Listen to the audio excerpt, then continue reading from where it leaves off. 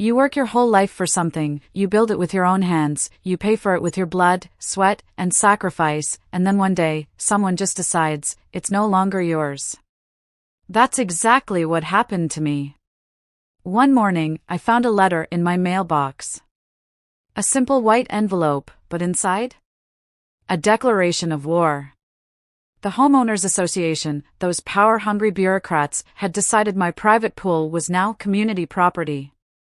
They expected me to just hand it over, to let complete strangers invade my backyard, swim in my water, and turn my sanctuary into their playground.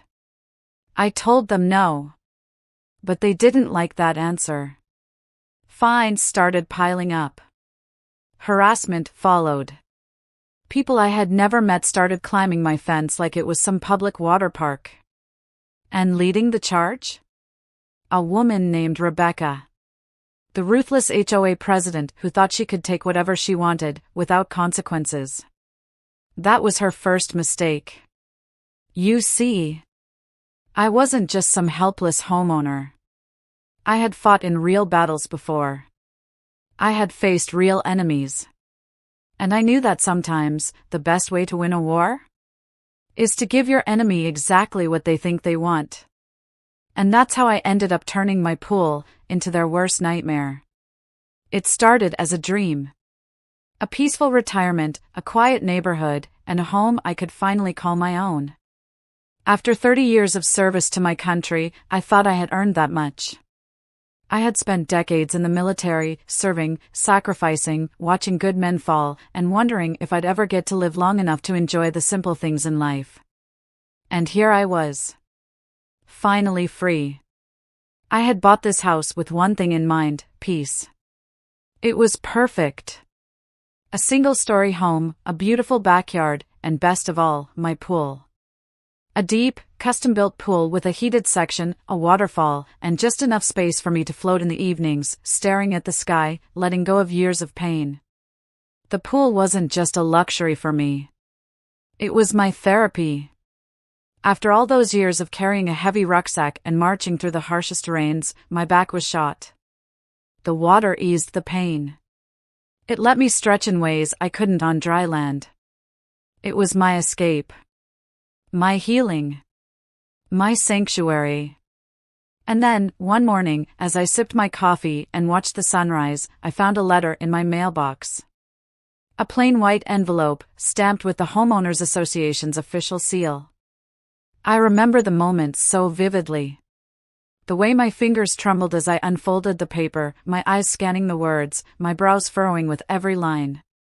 Dear homeowner, the HOA has voted to designate your backyard pool as a shared community amenity. You are required to provide access to residents during scheduled swim hours. Failure to comply will result in escalating fines and legal action. My jaw clenched. My grip on the paper tightened. Community property? My pool? I read it again. And again. The words didn't change. They were telling me that the thing I had paid for, built for my own well-being, maintained with my own money, was now theirs? No. I wouldn't let this happen. And I was about to show them exactly why they had picked the wrong man to mess with. Her name was Rebecca Sanders, and if you ask me, she was the kind of woman who enjoyed being feared. Tall, sharp-featured, always dressed like she was heading to a courtroom, Rebecca wasn't just the HOA president, she was the dictator of this neighborhood. She was the kind of person who thrived on control. I had seen her in action before. Bullying old folks about the color of their mailboxes, slapping fines on families because their kids left bicycles in the driveway, forcing a widow to tear down the garden her late husband had built. I had always kept my distance from her. I had no interest in neighborhood politics, no patience for power-hungry bureaucrats. But now, she was on my doorstep. Mr. Daniels, she greeted, that fake, plastic smile plastered on her face. I assume you've received our notice? I stepped forward, holding up the letter. You have 5 seconds to tell me why I should give a damn about this. Her smile barely faltered. The HOA has deemed your pool a valuable asset to the community. Since you're fortunate enough to have a private pool, it's only fair that you share it. Fair. That word made my blood boil. Fair? I repeated, my voice steady. I paid for this pool. I maintain it. I pay the water bills. How is it fair that a bunch of strangers get to use it for free? She tilted her head, feigning sympathy. It's not about fairness, Mr. Daniels. It's about community. We all contribute to making this neighborhood a better place. I stared at her, my pulse pounding. This wasn't about community. It was about power. And I was about to make sure she knew exactly who she was dealing with. See, this wasn't just about a pool. This was about my wife. I lost her 2 years ago.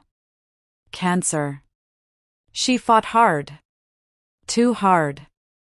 And in the end, all I could do was hold her hand and watch as she slipped away. We had bought this house together. She had designed the pool. She had picked out the tiles, chosen the waterfall feature, and planned every detail to make it our sanctuary. She told me once, on a warm summer night, promise me, when I'm gone, you'll still sit here. Still swim here. Still live. I had kept that promise. And now some entitled bureaucrat thought she could just take it away from me? No. This wasn't just a fight for a pool anymore. This was personal. I tried playing fair. I filed formal complaints. I reached out to neighbors. I even hired a lawyer. But Rebecca? She played dirty. Heavy checkmark sudden violations started appearing: overgrown grass, an unauthorized garden shed, a fine for using the wrong kind of outdoor light bulb. Heavy checkmark mysterious complaints were filed against me, neighbors claiming I was aggressive, unapproachable, not contributing to the community. Heavy checkmark, and the worst part? They started breaking into my backyard. I caught them on my security cameras. Kids climbing my fence, adults lounging by the pool, even a family holding a birthday party in my yard. I confronted them.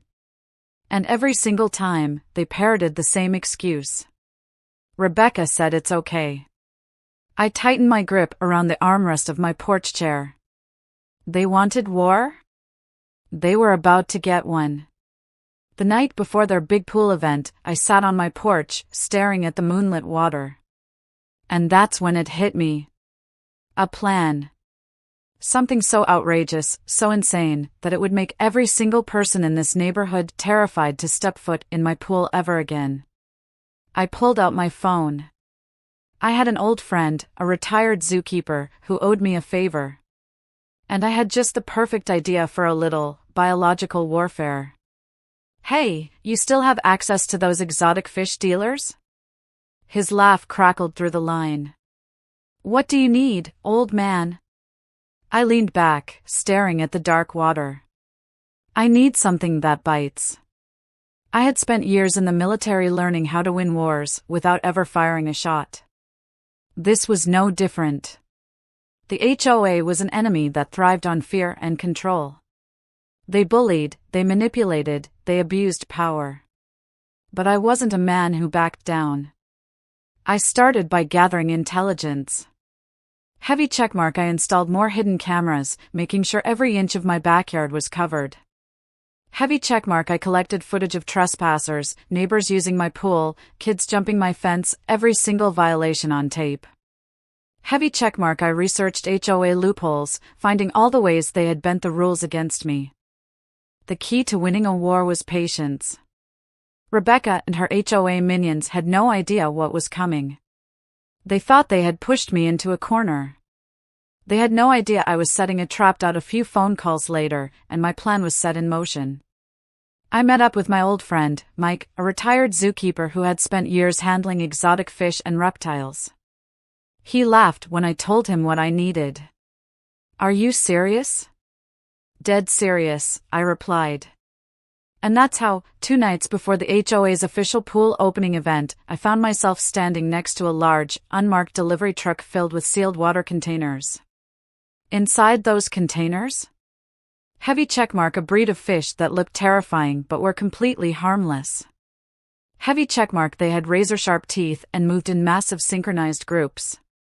Heavy checkmark, when disturbed, they would thrash violently in the water, creating the illusion of chaos. Not actual piranhas, but damn close enough. The perfect biological weapon for my little war. I slowly released them into my pool, watching as the water began to ripple in eerie, unnatural ways. Standing there in the moonlight, I felt a slow satisfaction creep into my chest. Rebecca had tried to take something from me. She was about to find out just how big of a mistake that was. The morning of the HOA's big community swim day, I didn't try to stop them. In fact, I left my backyard gate wide open. The pool looked calm, inviting. The sun reflected off the water's surface, concealing the silent army of my new pets lurking below. Neighbors started trickling in, laughing, chatting, completely oblivious. And then, just as the first group of kids rushed toward the pool, something moved. A sharp, glinting fin sliced through the surface. Then another. Then, hundreds. For a moment, there was silence. And then, screams. Absolute, chaotic, spine-chilling screams. I watched from my porch, arms crossed, as sheer panic erupted in my backyard. Heavy checkmark, a mother shrieked, yanking her son away from the pool. Heavy checkmark, a father tripped backward, knocking over a picnic table in his haste to run. Heavy checkmark, a woman fainted. Heavy checkmark, and at the center of it all, Rebecca, frozen in terror. Then, as if on cue, one of the fish leaped out of the water, just enough to reveal its rows of sharp teeth before disappearing beneath the surface. Rebecca screamed like a banshee. Heavy checkmark, she stumbled backward into a chair, spilling her drink all over herself. Heavy checkmark, her expensive silk blouse now stained, her perfectly manicured hands shaking. She turned to me, her face pale with horror. "What the hell did you do?" I shrugged, taking a slow sip of my coffee. "Oh," I said casually. "I just thought I'd make my community pool a little more exciting." Her face twisted into pure rage. You put piranhas in the pool?" I leaned forward. "Did I?" She looked back at the thrashing, churning water, the fish moving in deadly, synchronized chaos. I could see it in her eyes, she believed it. And that was all that mattered. The best part? Every single second of the chaos was caught on my security cameras. Heavy checkmark, the moment Rebecca fell into the pool, screaming. Heavy checkmark, the neighbors' panicked faces as they tripped over each other. Heavy checkmark, the entitled HOA members running for their lives. Oh, but it got even better. Because by the time the HOA had regrouped and realized no one had actually been bitten, I had already uploaded the footage to social media. Heavy checkmark, within minutes, the video was spreading like wildfire. Heavy checkmark, people from all over the country were watching HOA members shriek like children, running from my pool. Heavy checkmark, memes started popping up. Rebecca's face, mid-scream, captioned with, "When you try to steal a pool but forget the owner is smarter than you." Another one. "HOA, we own this pool now." The pool, are you sure about that? By the end of the day, the video had millions of views. Local news stations picked it up. Even a few big YouTubers started reacting to it. The internet loved it. And just like that, Rebecca wasn't just an HOA president anymore. She was a laughingstock. By the time the HOA managed to stop screaming and regroup, the damage was already done. Rebecca, soaked in pool water, furious beyond words, wasted no time. Heavy checkmark, she stormed toward my porch, her face twisted in rage. Heavy checkmark, behind her, a group of HOA board members huddled together, whispering nervously. Heavy checkmark, the remaining neighbors stood frozen, still processing the chaos. "This is illegal," she screeched. "You can't just put piranhas in a pool." I took a slow sip of my coffee, letting the moment hang in the air before I finally spoke. "Oh, but Rebecca, isn't this a community pool now?" Her mouth snapped shut. The realization hit her like a truck. Heavy checkmark, she had pushed for the HOA to claim my pool. Heavy checkmark, she had bullied, fined, and harassed me to make it happen. Heavy checkmark, she had made it clear that this was no longer private property. And now? She was suffering the consequences of her own greed. But she wasn't done.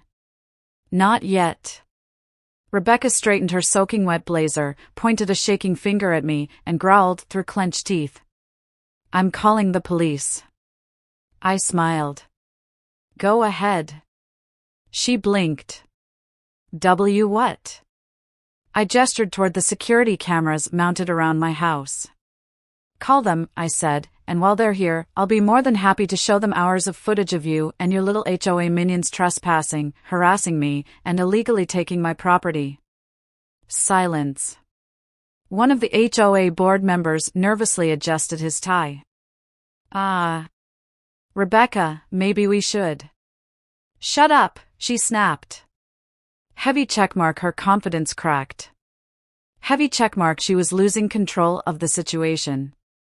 Heavy checkmark, and I was about to bury her. The police arrived 20 minutes later, and let me tell you, I have never enjoyed watching a woman self-destruct more than I did that day. Rebecca immediately tried playing the victim. Heavy checkmark, she screamed about reckless endangerment and how I had created a dangerous public health risk. Heavy checkmark, she demanded that I be arrested. Heavy checkmark, she pointed dramatically at the pool, as if expecting the officers to take one look and drag me away in handcuffs. And what did the cops do? Heavy checkmark, one of them peered into the water, watching as my deadly piranhas swam lazily beneath the surface. Heavy checkmark, he raised an eyebrow. Are those even real piranhas?"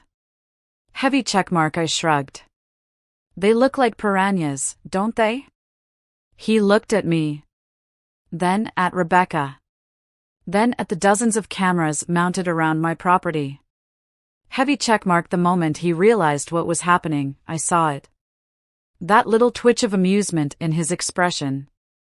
And then, in the most beautiful moment of poetic justice, the officer sighed, rubbed his forehead, and turned to Rebecca. "Ma'am, do you have any legal documents proving this man's pool is actually HOA property?" Rebecca froze. Heavy checkmark, her face went pale. Heavy checkmark, her lips parted, but no words came out. Because the truth was? She didn't. Heavy checkmark, the HOA had bullied me, manipulated the neighborhood, and spread lies. Heavy checkmark, but they had never actually gone through the legal process to seize my pool. Heavy checkmark, meaning? The HOA had no legal grounds to claim ownership. The next 48 hours were glorious. Heavy checkmark, I filed an official harassment complaint against the HOA. Heavy checkmark, I handed over hours of security footage to my lawyer, who immediately started preparing a lawsuit. Heavy checkmark, local news stations picked up the viral pool fiasco, turning Rebecca into an overnight villain. And then, the final nail in the coffin. An HOA emergency meeting. Heavy checkmark, the neighborhood was done with Rebecca. Heavy checkmark, homeowners, fed up with fines, bullying, and lies, showed up in record numbers. Heavy checkmark, people started sharing their own horror stories about how she had ruined their lives with unfair rules. And the best part? Heavy checkmark, one of the HOA board members, probably trying to save himself, leaked a bunch of emails exposing Rebecca's corruption. Heavy checkmark, illegal fines. Heavy checkmark, embezzled HOA funds. Heavy checkmark, manipulated votes. By the time the meeting ended, Rebecca wasn't just removed as HOA president. She was completely kicked out of the HOA. Heavy checkmark, her power? Gone. Heavy checkmark, her control? Shattered. Heavy checkmark, her reputation? Utterly destroyed. And me? I wasn't done yet, the HOA was crumbling. Heavy checkmark homeowners started demanding change. Heavy checkmark people banded together, pushing for the HOA to be dismantled completely. Heavy checkmark petitions started circulating like wildfire. Within a month, the inevitable happened. Heavy checkmark, a final vote was held. Heavy checkmark, and for the first time in the history of the neighborhood, the HOA was officially disbanded. Heavy checkmark, no more corrupt fines. Heavy checkmark, no more ridiculous rules. Heavy checkmark, no more power-hungry tyrants controlling people's lives. Rebecca, now hated by the entire community, had no choice. A for sale sign went up in her yard the next morning. She was moving out. For good. And I? Well, I had one last thing to do. The sun was setting as I sat by my pool, sipping a cold beer, watching the water ripple. The neighborhood was quiet now. Heavy checkmark, no screaming kids trespassing. Heavy checkmark, no entitled neighbors lounging by my pool. Heavy checkmark, no HOA thugs knocking on my door with fake fines. Just peace. And then, I heard footsteps behind me. Mike, my old zookeeper buddy, grinned as he walked up. So, he said, smirking, you ever gonna get rid of those fish? I chuckled, peering into the water, watching as my harmless little piranhas swam lazily beneath the surface. Nah, I said, smirking. I kinda like them. Rebecca lost everything. Heavy checkmark, the HOA was destroyed. Heavy checkmark, the entire world laughed at their downfall. Heavy checkmark, and I got to keep my pool. The battle was finally over. And I had one.